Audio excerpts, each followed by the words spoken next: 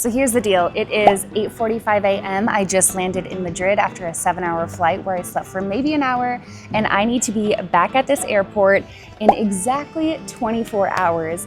And I have a strict $200 budget, and that includes the price of this round trip flight. I have limited energy, limited time, and limited money, so let's see what we can do. Originally, I was just gonna walk around Madrid with this backpack, but it's me and I overpacked, it's 30 pounds.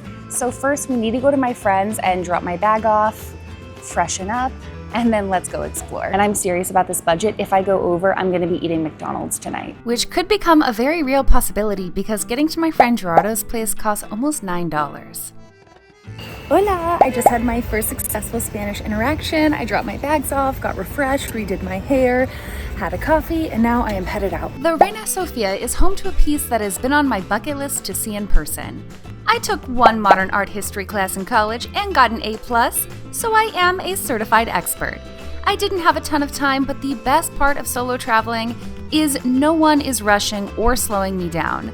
I captured a few pieces that caught my eye on my way to find what I came for. Well, bucket list achieved. I took modern art history in college and we talked about Guernica for at least 2 classes, and it is even more stunning in real life.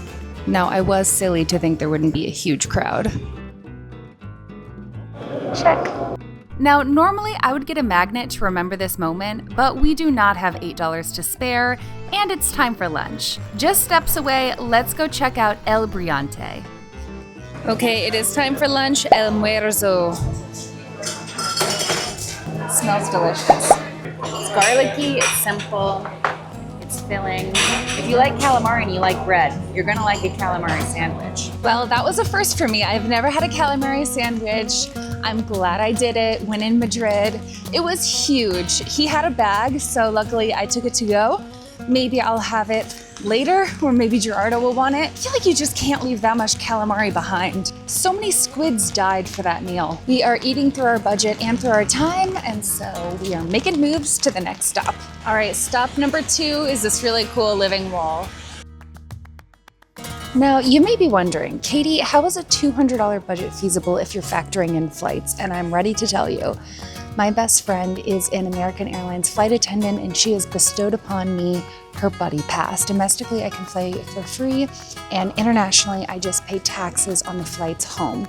So my flight last night was premium economy and completely free, and my flight tomorrow should hopefully be business class, and it is $46 in taxes. If you want to fly cheap this way too, all you have to do is become a flight attendant or convince someone in your life to become a flight attendant and then convince them to give you their buddy pass. I realize this is such a privileged and unique situation, and I am taking advantage of it for as long as I can. I also want to note that it is not a guarantee. If the flight fills up with paying customers, I don't make it on the flight. Now, a quick budget and time check. Factoring in the $46 that my flight is tomorrow, we have about half of our budget left, and it's only 2 o'clock. So we need to fill our time with some cheap activities so there's money left over for dinner and drinks. Before I decided to come to Madrid, which was a week ago, I saved some thrift stores on Google Maps. I appreciated how organized this store was, but the prices were a little high, and the thrift gods must have known I had no money to spare anyway.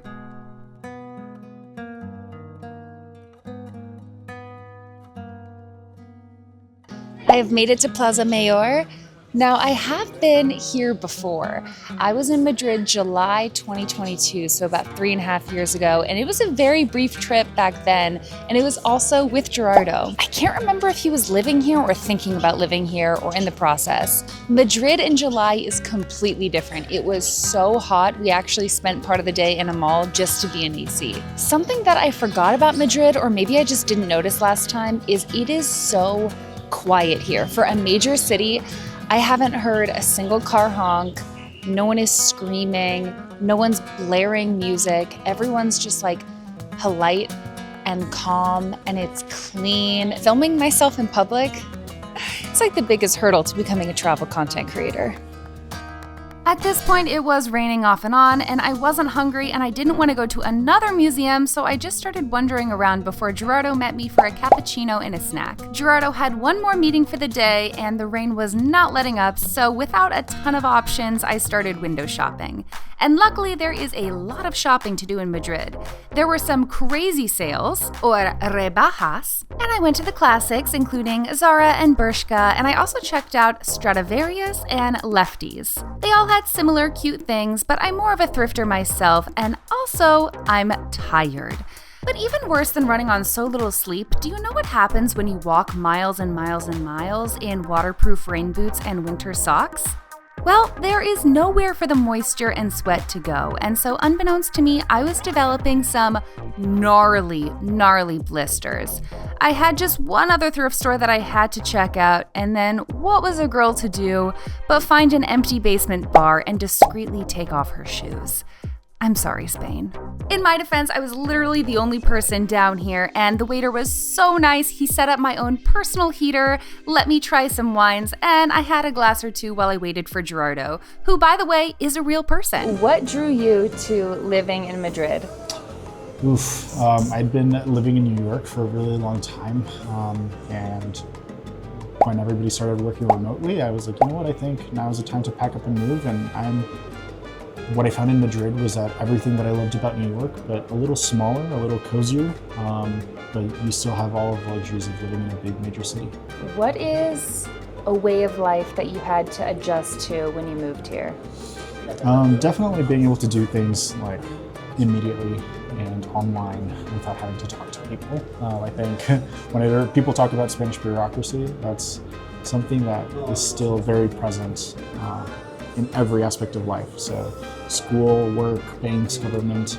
Oh, and also everyone does everything through WhatsApp. So I get very comfortable with WhatsApp. So my viewer has only 24 hours in Madrid. What should they do?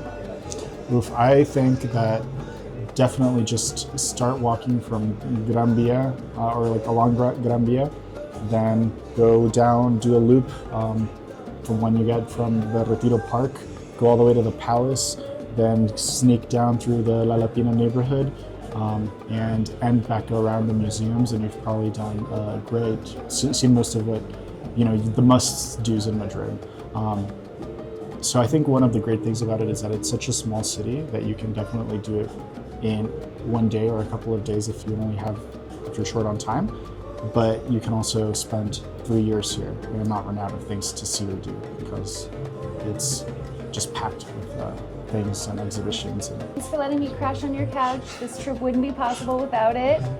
I am creeping closer, ever closer to my $200 budget, but we have dinner next. I believe I have about $80 left, and the rest is on you. Yay. Jokes aside, I picked up the tab here and it was a steal of a deal, and then we were off to dinner. Julian joined us. I really wanted something traditional, and we went to La Taberna del Capitán a la Triste. And wow, it was absolutely delicious. It came out to $57 per person. We washed it all down with a traditional Spanish digestive, and then they poured us another one on the house, and that was the beginning of the end. And with the second wind, we're belting Miley Cyrus and dancing at an American-themed karaoke bar where I got us around. We made it to 2 a.m., bitches! I need to be at the airport in, what, 7 hours? Do we go to another bar? You need to be so for real with me right now.